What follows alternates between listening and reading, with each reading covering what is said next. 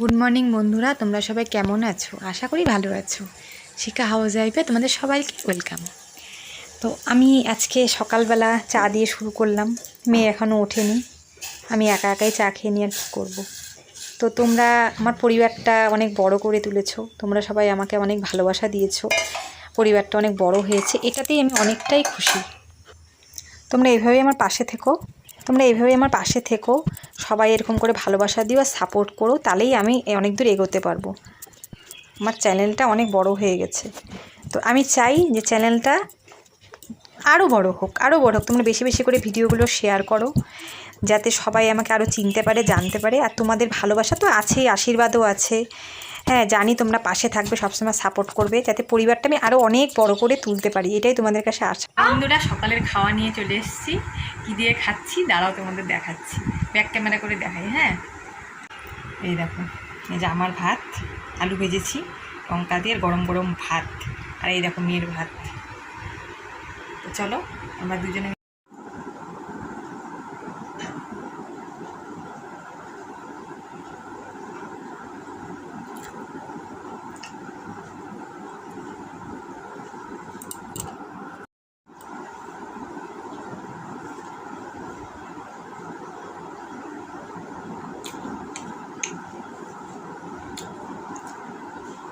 কালকে আমার যা অবস্থা হয়েছিল, আর ভিডিও করার মতো অবস্থায় ছিলাম না।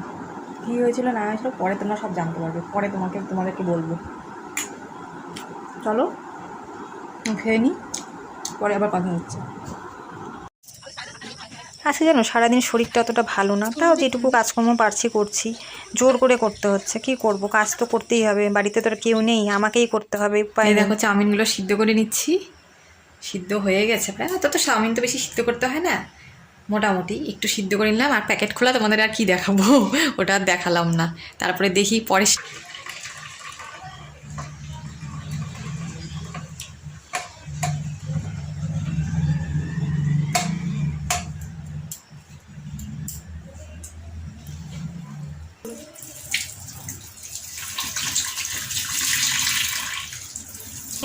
চাউমিনটা দেখো একটু ঠান্ডা জল দিয়ে ধুয়ে নিচ্ছি, নাহলে তো চাউমিন যেন গলে যায়। একটু ঠান্ডা জলে ধুয়ে নিলে চাউমিনগুলো ঝরঝরা থাকে। তোমরা হয়তো অনেকেই বানাতে জানো, তাও আমি বানাচ্ছি, আমি যেভাবে করি তোমাদের সাথে সেভাবে রেসিপিটা শেয়ার করলাম। দেখো এরপরে আমি কী কী করি, তোমরা সবাই পারো জানি, তাও একটু শেয়ার করি তোমাদের সাথে, ভালো লাগে তোমাদেরকে সব কিছু জানালে পরে। তারপরে দেখি, এখন দেখো আমি কি করি। হ্যাঁ, গ্যাসটা ধরিয়ে নিই। তারপরে দেখো সকালে যে আলু ভেজেছিলাম, দেখো ওই যে আলু ভাজা করছি। আলু ভাজাটা সকালে ভেজে রেখেছিলাম, সকালে আলু ভেজে রেখেছিলাম, এটাই এখন খাচ্ছি। এবং ভেজে নিই, তারপরে চাউমিনগুলো দিয়ে দেবো ওর মধ্যে। চাউমিন আলুগুলো দুপুরবেলা খাওয়া হয়ে যাবে, চাউমিনও বানানো হয়ে যাবে। চাউমিনগুলো দিয়ে দিই।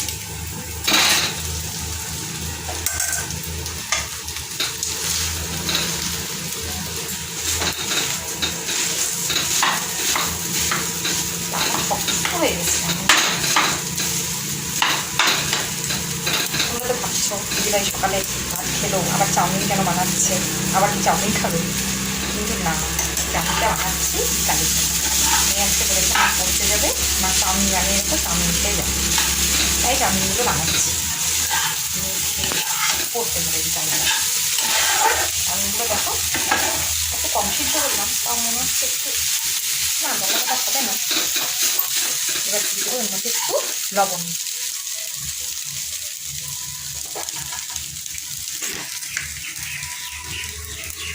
সামান্য একটু লবণ আর চাউমিনের মশলাগুলো দিয়ে দিচ্ছি।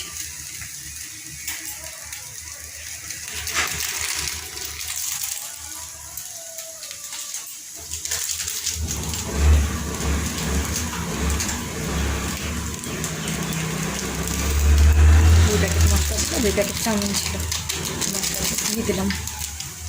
এখন একটু নেড়ে নিই।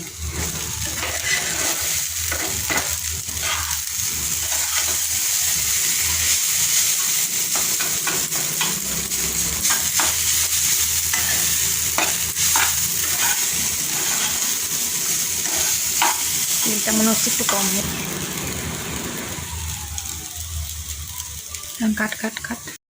আমার চাউমিন বানানো হচ্ছে, চাউমিন বানানো ডিম টিম কিছু দিইনি, আলু দিয়ে পেঁয়াজ দিয়ে করেছি, ডিম দেওয়া হয়নি আজকে। তো আমার চাউমিন রেডি, গ্যাস স্টপ করে দিই, এটা নিয়ে বিকালবেলা খাবে।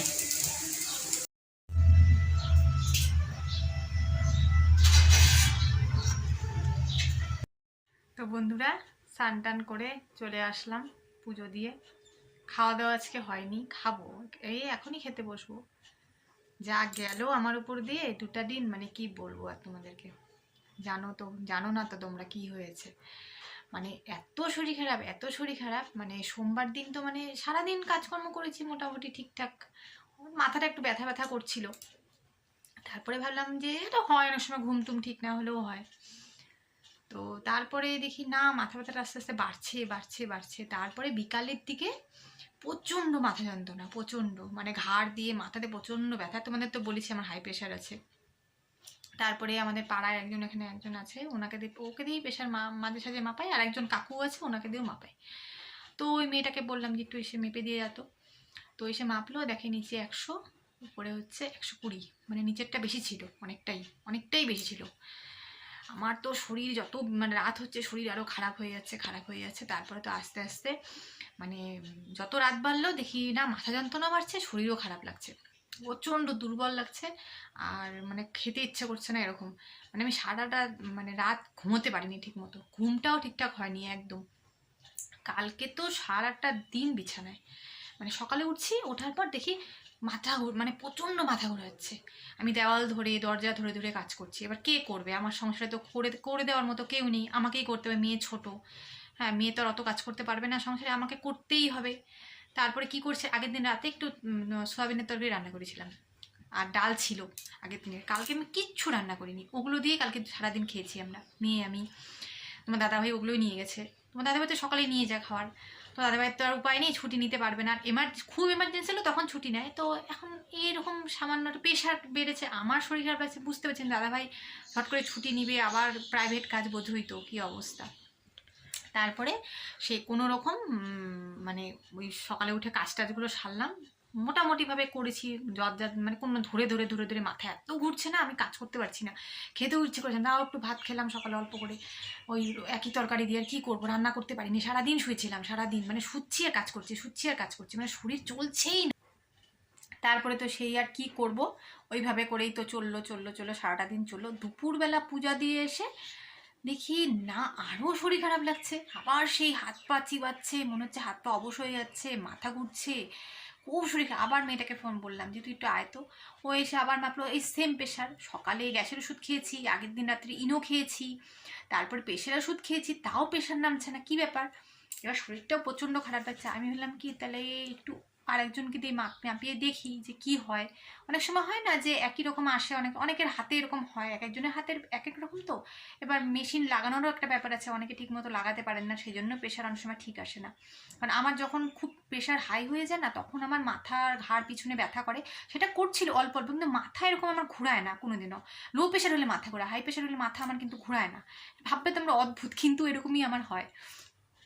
তো কাকু, আমার যে একজন বললাম না, একজন কাকু আছে, ওনাকে ফোন করলাম, উনি আসলো, উনি এসে প্রেশার মেপে দিল। মেপে বললো নিচেরটা 80, উপরেরটা 100, মানে উপরে প্রেশারটা নেমে গেছে একদম। এবার তোমরাই ভাবো, যদি কারো প্রেশার এতটা হাই থাকে, ঝট করে এক বেলার মধ্যে কি 40 প্রেশার নেমে যেতে পারে? নিচে 20, উপরে 20 কমতে পারে? কোনোদিনও কমে না কিন্তু। প্রেশার ওষুধ খেলে আস্তে আস্তে নামে। আমার প্রেশার ওষুধটা যেটা দিয়েছে সবচেয়ে কম পাওয়ারের, কারণ আমার প্রেশারটা হাই আছে ঠিকই, কিন্তু ওই আমার গ্যাসের থেকে প্রেশারটা হাই হয়ে যায়। আমার কিন্তু এমনি মানে হাই প্রেশার যে মানে একদম যে প্রেশার যে হাই হয়, খুব হাই হয়ে যায়, সেটা কিন্তু না। তো আমাকে ডক্টর বলেছে আমাকে প্রতিদিনই ওষুধ খেতে হবে, যেহেতু আমার গ্যাস বেশি, গ্যাসের সমস্যা আছে, তোমরা তো জানোই। আগের দিন আসলে আমারই দোষ আছে, আগের দিন সকালবেলা ভাত খাইনি, বুঝলি, তোমাদের দেখালাম না মুড়ি আলু ভাজা খেয়েছিলাম। আমার সকালে ভাত না খেলেই আমার গ্যাস হয়ে যায়, আমার ভাত খেতেই হবে যেভাবেই হোক। তো ভাতই খাই, আর কি করব, অন্য কিছু ইচ্ছা করলেও খেতে পারি না। খাই বিকালের দিকে খাই, মানে ভাত খাওয়ার পর খেলে আর কিছু হয় না, খালি পেটে খেতে পারি না। তো যাই হোক, তারপরে প্রেশারটা দেখলাম লো, তারপর দেখলাম, তাহলে তো বুঝলাম যে একটু লো হয়ে গেছে, লোয়ের থেকে আমার শরীরটা এত খারাপ। কালকে সারাদিন শুয়েছিলাম, কালকে কিচ্ছু করতে পারিনি, মানে রান্না বাড়ি কিচ্ছু করিনি। আগের দিনের রান্নায় সারাদিন খেয়েছি কালকে, জানো, এত শরীর খারাপ ছিল কালকে। আর কি করবো, দাদাভাই আসলো, সন্ধ্যা দাদাভাই এসে রাত্রিবেলা একটু পনির এনেছিল, তারপর একটু পনির তরকারি। রাত্রিবেলা একটু শরীরটা ভালো লাগছিল, দুপুরে একটু ঘুমিয়েছিলাম কালকে একটু, ঘুমানোর পর তারপরে রাত্রিবেলা একটু শরীরটা সন্ধ্যার পর থেকে ভালো লাগছিলো, তারপরে রাতে একটু পনির তরকারি রান্না করেছিলাম, ওটা দিয়ে খেয়েছি। কী করবো বলো, এখন উপায় নেই। আর দুপুরে মেয়ে আর আমি খেয়েছিলাম, মেয়ে ওই আমার মেয়ের খাওয়া নিয়ে কোনো সমস্যা নেই, ও দেখলো মার শরীরটা ভালো না, তো ও বললো ঠিক আছে মা তুমি যা আছে এটা দিয়ে আমরা খাই, তো ওটা দিয়ে খেলাম। আর কি করবো, এই হয়েছে ঘটনা। মানে আমার শরীরটা এত খারাপ যে রান্না পর্যন্ত আমি করতে পারিনি। ভাবো, আগের দিনে রান্নায় সারাদিন ধরে খেয়েছি, এত শরীরটা খারাপ ছিল। মানে মাথাটা মানে কিছু বনবন করে ঘুরছে, মানে আমি হাঁটতে পারছি না। আমি ভাবো এরকম মানে পড়ে যাবো মনে হচ্ছে পিছন থেকে কেউ ধাক্কা দিচ্ছে, এত শরীর খারাপ ছিল। তো এখন বন্ধুরা আজকেও শরীরটা খুব একটা ভালো নেই, তাও দেখো কতদিন আর ভিডিও না দিয়ে থাকবো বলো। তা তোমাদের সাথে কথা না বললে ভালোও লাগে না, তোমাদেরকে সব কিছু শেয়ার করি, তাই তোমাদেরকে কিছুটা শেয়ার করলাম যে কি সমস্যা হয়েছিল আমার। তো তোমরা সবাই সাথে থেকো, পাশে থেকো, আর অনেক অনেক ভালোবাসা দিও, সেটা তোমরা দিচ্ছই, আরও ভালোবাসা দিও। আর পরিবারটা জানি আরও বড় হয় আমার, সেটা চেষ্টা করো। তোমরা পাশে থাকলেই সেটা জানি মানে সেটা সম্ভব হবে, এটা আমিও জানি। তোমরা তো পাশে আছোই অবশ্যই। তো ঠিক আছে বন্ধুরা, আজকের ভিডিওটা এতটুকুই রাখছি, আবার নতুন কোনো ভিডিওর সাথে তোমাদের সাথে দেখা হবে। ততক্ষণ সবাই ভালো থেকো, সুস্থ থেকো।